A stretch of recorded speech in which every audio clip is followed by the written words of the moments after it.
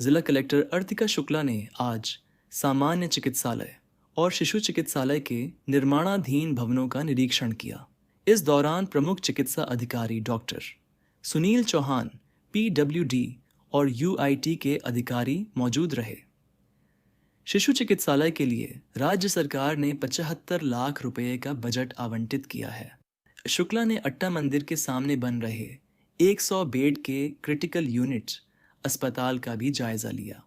कर रहे हैं, शिशु अस्पताल का भी किया, यहाँ बिल्डिंग में किस तरह के दिशा निर्देश दिए और क्या कोई खामियां पाई है? आज निरीक्षण सिर्फ इस पर्पज से किया है कि जितने इंफ्रास्ट्रक्चर वर्क्स अभी अस्पताल में चल रहे हैं उनकी क्या प्रगति है, वो हम हर महीने इंफ्रास्ट्रक्चर वर्क्स का देखते तो हैं, लेकिन फील्ड पे आके आज इसलिए किया कि कुछ इनके डिपार्टमेंटल इश्यूज थे।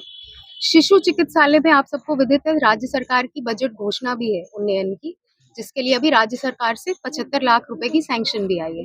तो एक तो ये देखना था कि 75 लाख में क्या बन रहा है और उसके काम की क्या स्थिति है, तो वो टेंडर के स्थिति पे आ चुका है वर्क। जो इनकी एक तो क्षतिग्रस्त रूम्स हैं ओपीडी के और वार्ड के, लेकिन उससे भी ज्यादा जो आवश्यकता है वो पूरे ही उस परिसर के पानी के ड्रेनेज के इश्यूज हैं, कई जगहों पे प्लास्टर के इश्यूज हैं। तो वो जो पीडब्ल्यूडी की चौकी है उसकी स्थापना की प्रगति भी देखी, और अगर किसी और मद से शिशु चिकित्सालय का अपग्रेडेशन हो सकता है तो उसकी आज मैंने संभावनाएं ढूंढने के लिए एक अभी मैं बैठक भी करूंगी। तो होपफुली हम शिशु चिकित्सालय के जो माइनर इश्यूज हैं जो हमारे स्तर के फंड से किए जा सकते हैं वो हम आगामी दिनों में करने की पूरी प्रयास करेंगे। सेकंड जो काम आज देखा है वो जो हमारा 100 बेडेड वार्ड और सीसीयू का क्रिटिकल वर्क है जो एचएससीसी और आरएसआरडीसी द्वारा करवाया जा रहा है, उसको देखना था। तो एचएससीसी का जो वर्क है उसकी अब कंप्लीशन पास आ रही है, प्रोबेबली अक्टूबर के महीने में। उसकी प्रगति देखिए, एक दो इश्यूज हैं वो रिजॉल्व करने हैं। और जो 100 बेडेड है वो हमारे लिए बहुत क्रिटिकल है, क्योंकि जब ये बनेगा तभी हम कोई और जगह के वार्ड्स को यहाँ शिफ्ट करके नेक्स्ट को इंफ्रास्ट्रक्चर का वर्क ले पाएंगे। इसके लिए हमें प्रगति को और तेज करना है। वही निर्देश दिए हैं कि जो 31 दिसंबर तक टाइमलाइन खिंच गई है उसको ग्रैप के पाबंदियों के पहले कंप्लीट करने की पूरी कोशिश की जाए। अच्छा, इसको लेकर इस तरह का मामला रहेगा? बिल्कुल, क्योंकि अलवर में ग्रैप की जो पाबंदी है वो सबको विदित है, वो कोई एक अनफोर्सीन इमरजेंसी नहीं होती है। तो मेरा हमेशा इनके इंजीनियर्स से सभी से यही कहना रहा है कि हम ग्रैप को ध्यान में रखते हुए क्वालिटी पे विशेष फोकस रखते हुए टाइमलाइन फॉलो करें।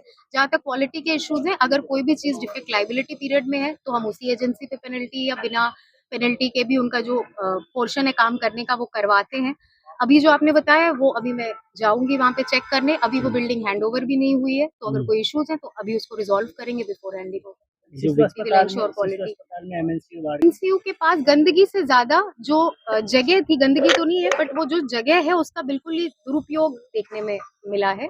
तो यही निर्देशित किया है कि जितने भी ऐसे छोटे छोटे स्पेसेस हैं उनपे इंटरलॉकिंग या पानी के ड्रेनेज की व्यवस्था करके उनको थोड़ा बैठने लायक मरीजों के लिए व्यवस्था की जाए। इसके साथ ही अभी पीडब्ल्यूडी ने अपने ही स्तर पे हमारी इंफ्रास्ट्रक्चर की मीटिंग के निर्देशों की पालना में तीनों अस्पतालों का एक सर्वे करने के लिए एजेंसी को हायर किया है। आगामी 15 से 20 दिनों में वो नक्शे भी हमारे पास होंगे, क्योंकि अभी हमारे पास कोई भी शिशु चिकित्सालय या जनाना या डीएच का अपडेटेड नक्शा नहीं है। तो एक हम वो काम कर रहे हैं ताकि फ्यूचर में कोई भी राशि हम लगाएं, चाहे आरएमआरएस की मद से या किसी भी और फंड से, तो हम ये देख के लगा सकें कि कितनी जगह है, उसका कैसे सदुपयोग करना है।